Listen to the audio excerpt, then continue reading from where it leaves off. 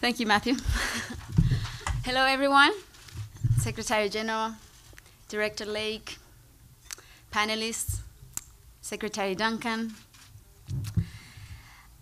I am so excited to see you all here today to discuss this important issue. So thank you very much for coming. Now, for those of you expecting hip shaking of any kind, it's not going to happen. It's just me speaking this time. Sorry. We are here because each of us can make a significant difference.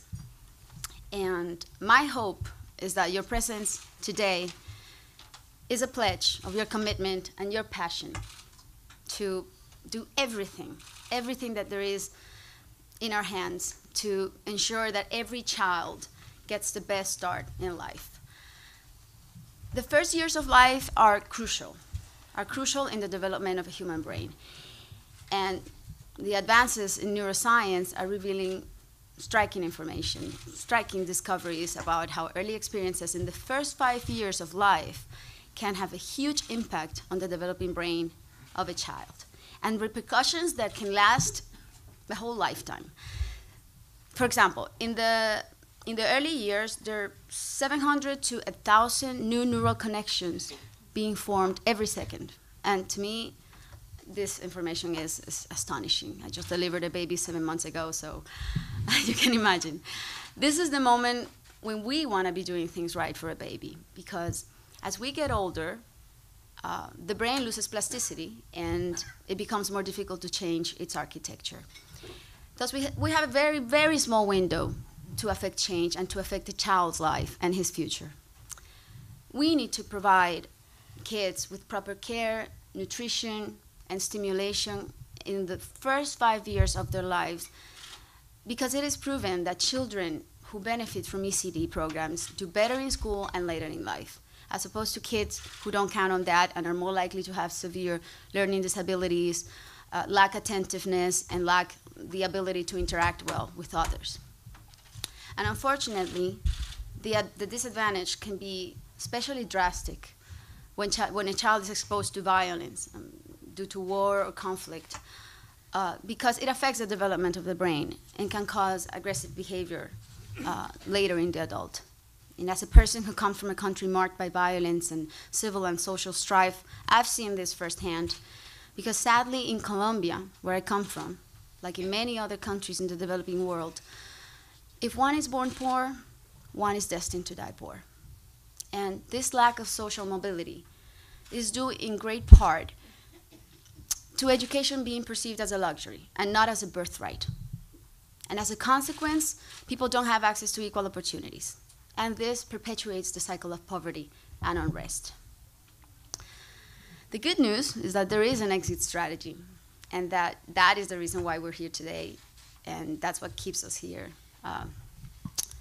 advocating for this cause. In our schools in Colombia, the role of ECD is vital for the kids, especially in order to complete their education successfully. And now I'd like to show you some images that will help illustrate my point. We've worked over the years with my Berthoud Foundation in vulnerable places around the world where many live with less than $1 a day. And here are some specific examples in Colombia. This is a typical home in La Playa. This is near my hometown, Barranquilla, where 9,000 kids were out of school when we first arrived. And most of them lived in homes like this one, shacks with tin roofs or cardboard ceilings, and in very precarious conditions. You can see it in the picture. This is the outskirts of Cartagena, an area plagued by gangs and thousands of displaced families without potable water, electricity, or even paved roads. Many of our students had been victims of violence themselves or have lost family members. So you can imagine the obstacles that we had to encounter, that we had to deal with, that range from behavior issues to problems of basic infrastructure to malnourishment, you name it. In order to overcome many of these difficulties, we had to find creative solutions, of course. So we came up with school feeding programs and parents and teacher training and psychosocial support for the kids and community at large. And we were very, very successful. You can imagine what it was like to deal with the many difficulties and the satisfaction after we saw our projects being completed. And you can see it here in the picture. This is the Barranquilla School for 2,000 students. And this is the Cartagena School for 1,800 students. And these are 2 of the 6 schools that we have built in Colombia. We've been able to impact over 60,000 people, 60,000 people, and virtually eliminated malnutrition and child labor, and local gangs disbanded from the area. And we were able to commit the government to do their part by bringing electricity, potable water, and even paving roads. So it has been incredibly, incredibly exciting. And it has been, aside from that, a process of trial and error. It hasn't been a path of roses because we had a hard time at some point, a really hard time, keeping kids in school because they never received adequate care and nutrition and stimulation in the first 5 years of their lives. So that's when we realized that we were getting to these kids too late. And it was then when I was introduced to research on ECD, and we made that a priority, and believe me, that made all the difference in the world. Kids who had access to ECD programs were more school ready, could learn the information better, and today we have virtually no school dropouts. So we started forging public and private alliances and expanded throughout Latin America, building 4 centers in Mexico in partnership with the local government, 13 in Argentina, and 19 in Colombia. Here are the pictures again. You can see, actually very, very pretty centers. Very proud of them. The success stories paint the picture much better than I can. I'd like to talk to you about one of the girls who attends our school, Tanya, who used to attend our schools. Her name was Tanya, her name is Tanya Araque, for example, who entered one of our schools in Soacha, Colombia, at the age of 9. Yeah, she was 9 years old. And she had been previously expelled from school for serious conduct issues. And Tanya was able to rise above her situation and even become an example to many other students. She started her own group and started to help other children to keep them out of trouble. Now she's 19 and at the university, studying to one day become a child psychologist herself. And this is one of many, many, many examples that I could give you of kids who have turned their lives around in our schools. And that is the beauty of investing in education. And that is what keeps me so passionate, because the change is real, and it's immediate, and it's tangible. And even from day one, you start witnessing the impact on the children, their families, and entire communities. So from my personal experience over nearly 20 years working in education, I promise you, I've had the time of my life. I really have.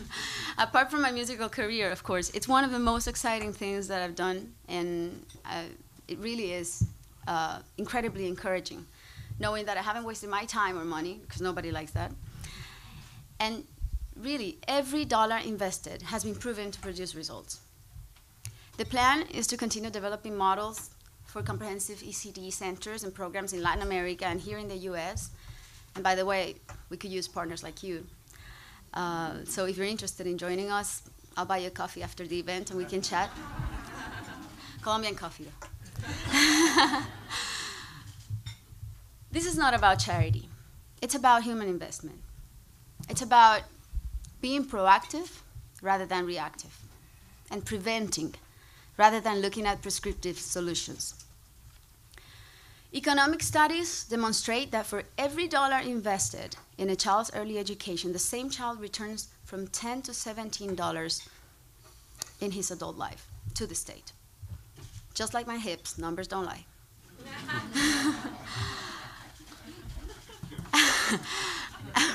Among those who have done the math is Nobel Prize-winning economist James Heckman, who says that ECD interventions lower the risk of disease, increase the wages of children in their adult lives, and also produce benefits for society that are massive, up to 10% a year either in savings or in revenue.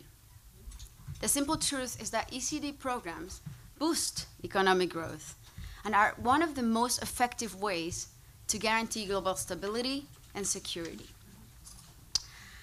I recently read a study by the Brookings Institution that caught my attention, and it states that a national ECD program would add $2 trillion to America's annual GDP within a generation. I'm no economist, but wow. I can only imagine what we'd be looking at if we multiply that number several times with ECD programs in the rest of the world. It's no wonder that politicians and world leaders are all dedicating effort to this issue now. Not to mention that for the first time in history, ECD is being included in the global UN agenda, and also China. I mean, let's look at China, for instance, are making ECD a priority on their national agendas. But ECD is one of those challenges that can be met only if society works together as a team. A joined-up approach is needed. And the private sector should pick up where governments leave off. It's the only way. We need a new generation of philanthropists and entrepreneurs to make this issue their own. And some of you know the importance of being ahead of the curve. I am convinced that each one of you in this room can be tremendously influential. And we can be the first society that eradicates poverty and figures out an intelligent way to bring education to the most disenfranchised people on earth. So the challenge for each and every one of us here is, what are we going to do about it? How do we scale it up? Today, we're dealing with issues like world hunger, like climate change, crime, poverty, civil wars, and threats of violence, and the tragedy of the refugees. And the old-fashioned way of addressing issues one by one, as if they aren't interrelated, as if they existed in a vacuum, simply will not work today. We need a newer, fresher, smarter, and more holistic approach to solving the global issues that concern us all. Bringing ECD initiatives to all has to be the cornerstone upon which we build and design strategies for the world's greatest problems. That's what I believe. So we need to start at least applying the brains and the strategies of business and use the assets of your companies to do social good and to solve our social problems. That is philanthrocapitalism.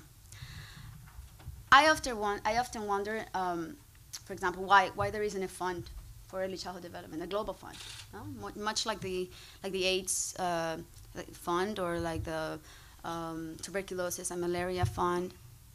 Money in this fund could be used to encourage countries to agree on initiatives for ECD. That's an idea.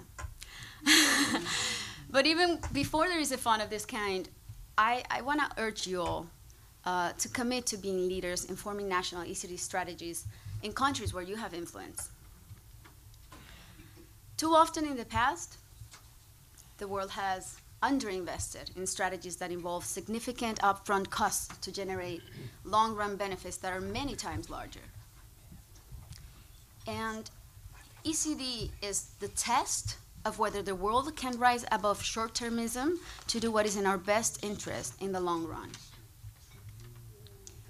Every year that passes without us making significant investments in ECD, millions and millions of kids will be born into the same cycle of poverty and lack of opportunity. Today, there are still 59 million kids out of school. We cannot afford this. From an economic perspective, it is important, sure. But now take that to a human level, and the case becomes so much more stronger. Because money isn't everything in the end. But investing in humans and the future of our society is. I strongly believe that the best is yet to come. But we need to move faster. Our children and our collective future depend on it. Thank you very much.